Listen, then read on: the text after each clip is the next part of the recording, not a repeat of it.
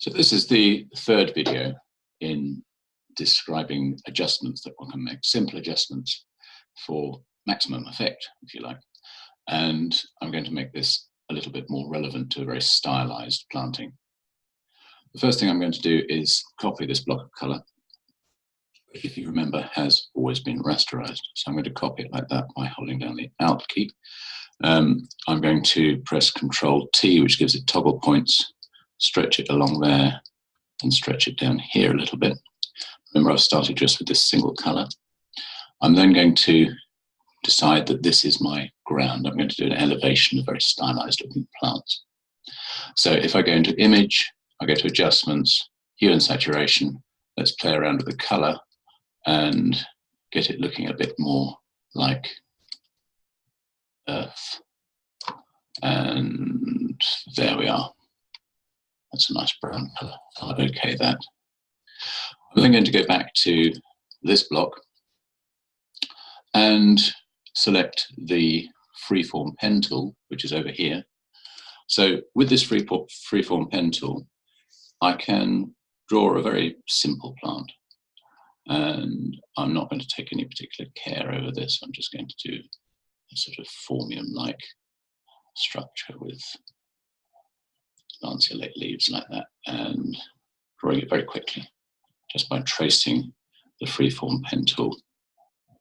This shape. And there it is. I can right click on that and make a selection. It gives me this option of a radius with 1 pixel, which will give it quite a soft outline, and OK that, and it's now selected. I go to selection, I go to inverse, and I press Control X, and that cuts out that shape for me. Now, that's going to be my plant, and it's going to be one of many plants. If we put it on the ground there, it already looks like a plant elevation, obviously in a very stylized form. But let's replicate that, and let's replicate that again. If we select this one here in the middle, you notice I haven't changed the names in the layers panel. If I was taking more time over this rather than moving through quickly, I could change the names of each one of these blocks in the layers panel. So I'm going to go to Image, I'm going to go to Adjustment, Hue and Saturation, and I'm going to change the colors of these different plants just by moving the slides up and down, and I will change the color of this one here as well. And I will give that an adjustment and a hue and a saturation and move it in a different direction. So put too blue there, but give it a purple look. Decrease the saturation there. A bit more. And OK that. So I now have 3 different looking plants, and because they're in layers, they will move across each other and create this sort of effect. Sorry, that one's selected there, so I'll select this one here. And that one's actually moving behind those 3. If I change the size of this central one here by pressing Control T, let's stretch it and move it slightly to the left like that. And that then starts to give it a slightly different look. I'm going to move this one at the back similarly by pressing Control T, stretching it and making it go down a little bit there. So I've now got different looking plants. I'm then going to link them together. We have the color there.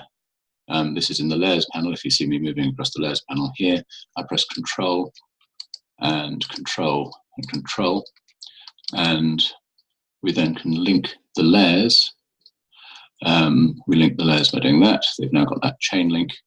And if we copy these, it's now producing that effect. Make all of those slightly smaller. They all go smaller together. And we can then move them across to the other side as well. And maybe have them smaller still on that side. So remember that we're working just from a single starting point of a single block of color. And with these that I've moved as grouped entities, we can actually change their adjustment if we select that color block 5 and image, adjustment, hue and saturation. The middle one. So I'll go into these and edit them to create further variety. It's all looking a little bit sterile, perhaps a little bit stark, so let's drop some colour into the background. How are we going to do that? We're still staying just with that single starting point of that single block of colour. So here we are, this is the soil here. We're just going to quite simply copy this, move it up to there. We're then going to go to Image, Adjustment, Hue and Saturation, and turn this into a nice bright coloured sky. We're going to put that, I'll actually call it sky so you can just see this layer moving. You can see that that's called sky now. And I'm going to take that sky right the way down to the bottom of the pile. So it's right the way under everything. You can see it's moved behind all of these blocks. It hasn't moved behind that one. It's just there. So we've now got all the plants there. I select the sky. There's the sky selected. Control T, and I'm going to stretch the sky up until it reaches the top of the frame, and just make sure it's actually extended out across those, and move it down behind that. And so there we have an image. Maybe the sky is a little bit too intense and the plant colour is getting lost, so I'm going to reduce the sky colour a little bit like that on that opacity scale, because that's another way of changing the colour very quickly and very easily. And there we have an image of stylized planting. And you can see the implications of that are that one can cut out any shape. I happen to have done a formium-like structure here, but it could be anything. And then you can, of course, save each and every individual image to a permanent library of stylized plant forms.